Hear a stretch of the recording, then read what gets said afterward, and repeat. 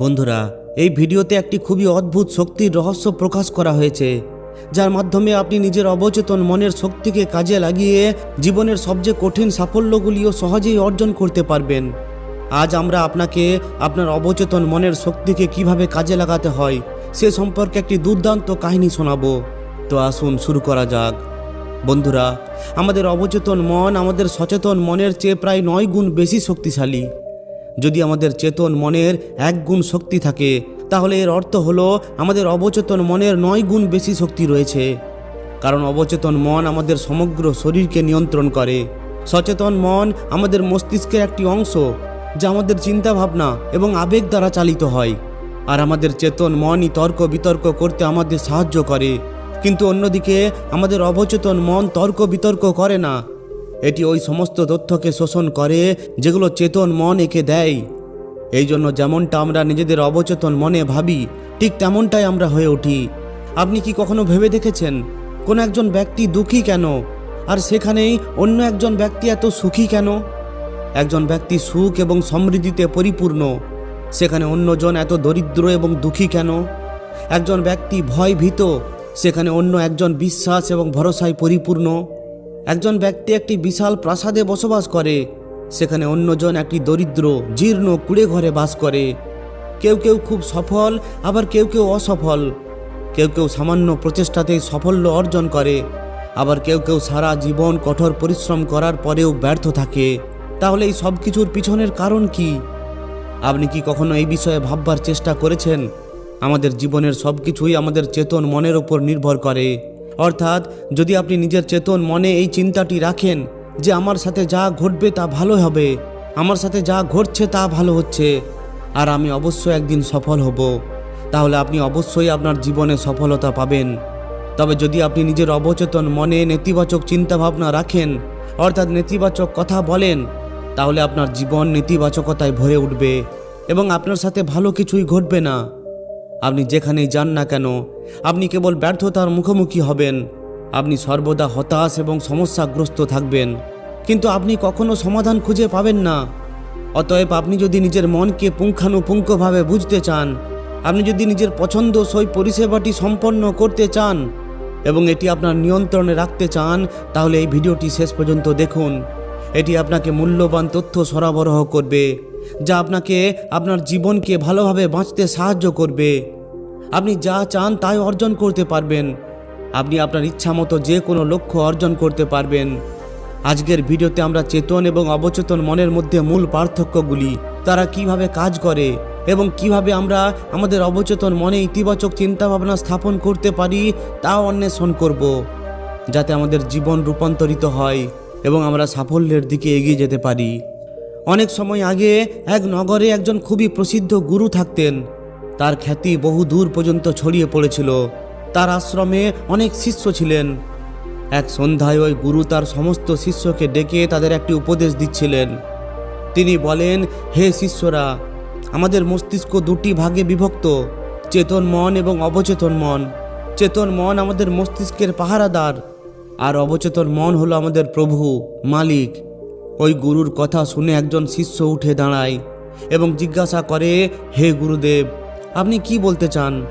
আপনি কি বলতে চাইছেন যে আমাদের মধ্যে অন্য কেউ আছে, যে আমাদের নিয়ন্ত্রণ করছে, যে আমাদের সমস্ত কর্মকাণ্ড পর্যবেক্ষণ করছে? গুরু শিষ্যের দিকে তাকিয়ে একটু হেসে বলেন, হে পুত্র, আমি তোমাকে একটি ছোট্ট কাহিনী বলছি। এই কাহিনীতে তোমার সমস্ত প্রশ্নের উত্তর পেয়ে যাবে। খুবই মনোযোগ সহকারে শোনো এবং বোঝার চেষ্টা করো।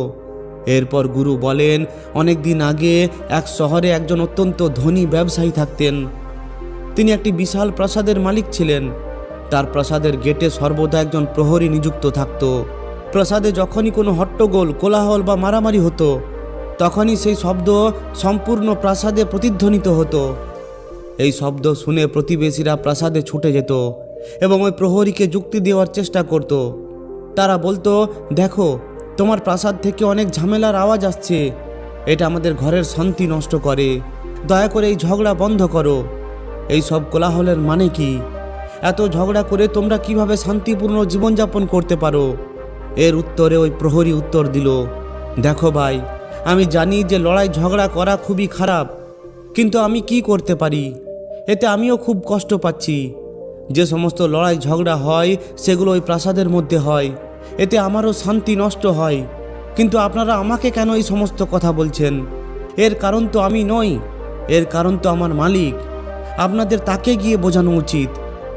এই কথা শুনে প্রতিবেশীরাও এটা বুঝতে পারে যে কথাটা তো ঠিকই, এতে ওই প্রহরীর দোষ কি? সে তো শুধু তার কাজ করছে, ভুল তো ওই মালিকের। সে হট্টগোল করে, লড়াই ঝগড়া করে, আর যখনই তার এই সমস্ত কিছু করার মন করে তখনই সেই হট্টগোল বাইরে চলে আসে। হট্টগোল করার পর সে আবার ভেতরে চলে যায়। আর প্রাসাদের মালিকের এই উপদ্রবের কারণে যে সমস্ত লোকেরা বিরক্ত হয়, যাদের শান্তি বিঘ্নত হয়, তারা সবাই এসে ওই প্রহরীকে বোঝানোর চেষ্টা করত। তারা তাকে খুব ভালোভাবে বোঝাতো, কিন্তু এতে কি এই সমস্যার সমাধান হবে? এই প্রশ্নের মাধ্যমে গুরু তার শিষ্যকে জিজ্ঞাসা করেন যে তুমিই বলো, এই সমস্যার সমাধান কি? তখন শিষ্য উত্তর দেন, হে গুরুদেব, যাদের ওই প্রাসাদের মালিকের সাথে সমস্যা আছে, যে হট্টগোল করে, লড়াই ঝগড়া করে আর তাদের শান্তি বিঘ্নিত করে, তাদের ওই মালিকের সাথে কথা বলা উচিত, তবেই সমাধান পাওয়া যাবে। রক্ষীর কি দোষ? সে কেবল তো তার কাজ করছে, আর সে আর কি বা করতে পারে? আর তার হাতে তো আর কিছুই নেই। তখন গুরু একটু হেসে তার শিষ্যকে বলেন, পুত্র, আমাদের মনও ঠিক এমনটাই। আমাদের চেতন মন আমাদের জীবনের রক্ষক, আর রক্ষক খুব ভালো করেই জানে যে রাগ খারাপ, খারাপ শব্দ ব্যবহার করা খারাপ, এবং অশ্লীল চিন্তায় ডুবে থাকা খারাপ। অর্থাৎ আমাদের চেতন মন খুব ভালো করেই জানে যে রাগ, অলসতা এবং কাম বাসনার মতো চিন্তাভাবনা খুবই খারাপ জিনিস। এই সমস্ত কাজ আমাদের মধ্যে নেতিবাচক চিন্তাভাবনা তৈরি করে, যা আমাদের ধ্বংসের দিকে নিয়ে যায়। কিন্তু সে আর কি বা করতে পারে? এই সমস্ত কিছু তো তার হাতে নেই, কারণ সে তো এই সমস্ত কিছু করছেই না। এই সমস্ত কিছু তো তার ভেতরে বসে থাকা মালিক করছে, অর্থাৎ আমাদের অবচেতন মন, যে আমাদের যে কোনো কাজ খুব সহজেই করিয়ে নেয়। আর এই সমস্ত কিছুই আমাদের প্রত্যেকেই খুব ভালোভাবে জানি, আর আমাদের এটা মনেও হয় যে আমরা এটা ভালোভাবে বুঝতে পেরেছি, ঠিক যেমন ওই প্রহরী। কিন্তু বাস্তবে এটি আমাদের জীবনে কোনো মৌলিক পরিবর্তন আনে না। গুরু শিষ্যকে আরও বলেন, পুত্র, তুমিও অনেকবার নিজেকে বোঝানোর চেষ্টা করেছো যে আমাকে সকালে সঠিক সময়ে উঠতে হবে, আশ্রম পরিষ্কার করতে হবে, ভিক্ষা করতে যেতে হবে, এবং রাত্রে ফিরে আসার পর আমাকে ধ্যান করতে হবে। কিন্তু তাতে কি কোনো পার্থক্য হয়েছে? শিষ্য উত্তর দেয়, না, মোটেও না। আমি নিজেকে অনেকবার বুঝিয়েছি যে আমাকে এই সময় এই কাজটি করতে হবে। আমি আমার সময় নষ্ট করতে চাই না। আমাকে আমার সময়কে কাজে লাগাতে হবে এবং আমাকে এগিয়ে যেতে হবে। কিন্তু আমার সর্বোত্তম প্রচেষ্টার সত্ত্বেও আমি সময় মতো সেই সমস্ত কাজ সম্পন্ন করতে পারি না। এই প্রসঙ্গে গুরু তার শিষ্যকে বলেন, পুত্র, যখনই আমরা নিজেদেরকে কোনো বিষয়ে বোঝানোর চেষ্টা করি, তখন আমাদের মনে হয় আমরা এখন বুঝে গেছি আর আমরা কোনো ভুল করব না। আমরা মনে করি যে এবার আমাদের জীবন বদলে যাবে, আমরা যা কিছু করব তা সঠিক হবে, আমরা জীবনে সাফল্য অর্জন করব। কিন্তু পরের মুহূর্তেই আমরা দেখতে পাই যে আমাদের জীবনে কোনো মৌলিক পরিবর্তন আসেনি। এটি কেবল আমাদের অজ্ঞতার কারণে। আমাদের অজ্ঞতার কারণে আমরা আমাদের অবচেতন মনের পরিবর্তে আমাদের চেতন মনকে বোঝানোর চেষ্টা করি। অর্থাৎ মালিকের সাথে কথা বলার পরিবর্তে আমরা প্রহরীর সাথে কথা বলতে থাকি এবং তাকে বোঝানোর চেষ্টা করি। কিন্তু আমরা ভুলে যাই যে সেই প্রহরী কী বা করতে পারে, এটি তার হাতে নেই। আমাদের তো অবচেতন মনকে বোঝাতে হবে। আমাদের বুদ্ধি অর্থাৎ ওই প্রহরী, যে এটা বুঝে যায় যে কোনটা সঠিক আর কোনটা ভুল, কি করা উচিত, কখন করা উচিত আর কি করা উচিত নয়। কিন্তু এই সব জিনিসই আমাদের প্রহরী অর্থাৎ আমাদের চেতন মনের মধ্যেই সীমাবদ্ধ থাকে। এই সব জিনিস আমাদের প্রাসাদের মালিকের কাছে অর্থাৎ আমাদের অবচেতন মনের কাছে পৌঁছায় না। আর এই কারণেই আমাদের জীবনে কখনো কোনো মৌলিক পরিবর্তন আসে না।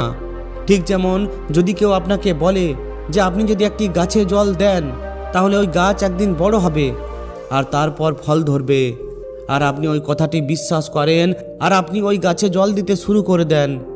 কিন্তু আপনি ওই গাছের পাতার মধ্যে জল দেন আর ভাবেন যে তার মধ্যে ফল ও ফুল আসবে।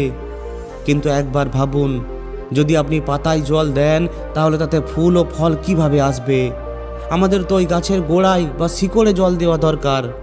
কিন্তু আমরা বেশিরভাগই কেবল পাতায় জল ছিটিয়ে নিজেদেরকে খুব ভাগ্যবান বলে মনে করি। কিন্তু আমরা ভুলে যাই যে আমরা যে জল পাতায় ছিটিয়ে দিচ্ছি তা গাছের গোড়ায় পৌঁছাচ্ছে না। তাহলে ওই গাছটিতে কিভাবে ফল এবং ফুল ধরবে? একইভাবে আমাদের মনের সাথেও একই কাজ করি। আর এই কারণে এটা সত্য যে আমরা নিজেদের জীবনে যা চাই তা পেতে পারি না। আমরা আমাদের জীবনে ফুল এবং ফল চাই, কিন্তু আমরা তা পেতে পারি না।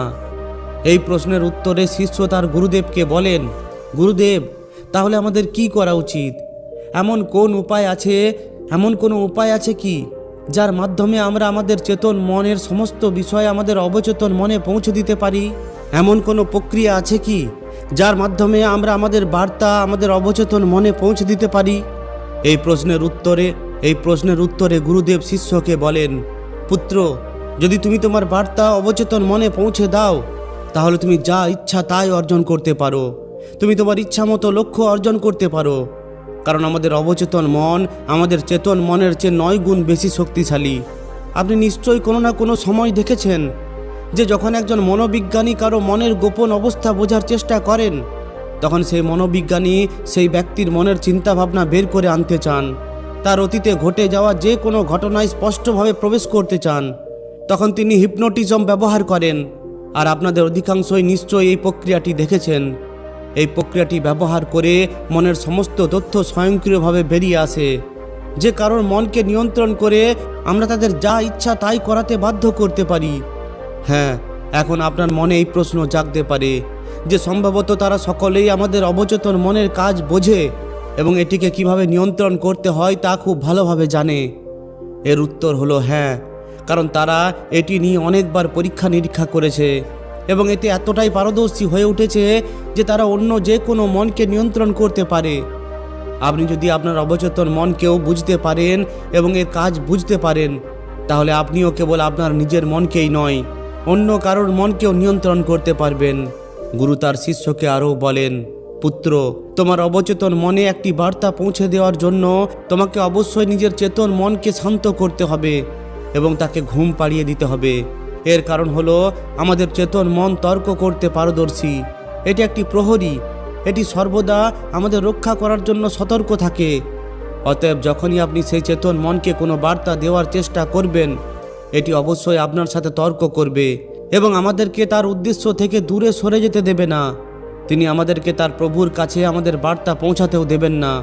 যতক্ষণ না আমরা চেতন মনকে ভালোভাবে বোঝাচ্ছি, তিনি আমাদের সেই প্রাসাদে প্রবেশ করতে দেবেন না। কারণ আমাদের সাধারণ জ্ঞান অর্থাৎ আমাদের চেতন মন তর্ক বিতর্কে বিশেষজ্ঞ। আর এই কারণেই আমাদের বেশিরভাগই আমাদের অবচেতন মনে একটি স্পষ্ট এবং দ্ব্যর্থক বার্তা পৌঁছে দিতে সক্ষম হই না। আর এর কারণে আমরা নিজেদের অবচেতন মনকে সঠিকভাবে বুঝতে পারি না। আর আমাদের অবচেতন মন তর্ক করে না। এর কেবল একটি স্পষ্ট এবং দ্ব্যর্থক বার্তা প্রয়োজন যার উপর এটি কাজ করতে পারে, এবং আমরা কেবল তখনই এটিকে একটি স্পষ্ট এবং দ্ব্যর্থক বার্তা পৌঁছে দিতে পারি যখন আমাদের চেতন মন সম্পূর্ণ শান্ত থাকে, যখন আমাদের মনে অন্য কোনো চিন্তা থাকে না। আর এই কারণেই যখন একজন মনোবিজ্ঞানী কারোর মন নিয়ে পরীক্ষা নিরীক্ষা করেন, তাদের মনকে নিয়ন্ত্রণ করার চেষ্টা করেন, তাদের কিছু বলতে বাধ্য করার চেষ্টা করেন, তখন প্রথমে তিনি তাদের চেতন মনকে শোনান। আপনি নিশ্চয়ই কোথাও দেখেছেন যে তাদের চোখের সামনে একটি পেন্ডুলামের মতো জিনিস রাখা হয় এবং ঘোরানো হয়। এটি ক্রমাগত দেখার পর ব্যক্তি সম্পূর্ণ ঘুমিয়ে পড়ে, আর এর ফলে তাদের চেতন মন সম্পূর্ণ শান্ত হয়ে যায়। যখন প্রহরী সম্পূর্ণ ঘুমিয়ে পড়ে এবং তার সাথে তর্ক করার জন্য কেউ থাকে না, তখন মনোবিজ্ঞানী সহজেই সেই প্রাসাদে যান এবং মালিকের সাথে তার মনের সন্তুষ্টি অনুসারে কথা বলেন, আর তখন তিনি তার কাছ থেকে যা চান তাই পান। তাই বন্ধুরা, সবসময় অবচেতন মন পর্যন্ত নিজের বিচারগুলিকে পৌঁছান, তাহলেই দেখবেন আপনি ধীরে ধীরে যা চাইছেন সেটাই করতে পারবেন। আপনি নিজের জীবনে সফল হয়ে উঠতে পারবেন এবং আপনি নিজের সমস্ত স্বপ্নগুলিকে পূরণ করতে পারবেন। তো বন্ধুরা, যদি এই ভিডিওটি থেকে আপনি একটুকুও শিক্ষা পেয়ে থাকেন তাহলে অবশ্যই একটি লাইক ও শেয়ার করে দিন। আর যদি এই ধরনেরই শিক্ষামূলক ভিডিও আরও পেতে চান তাহলে আমাদের এই চ্যানেলটিকে অবশ্যই সাবস্ক্রাইব করে নিন। ধন্যবাদ।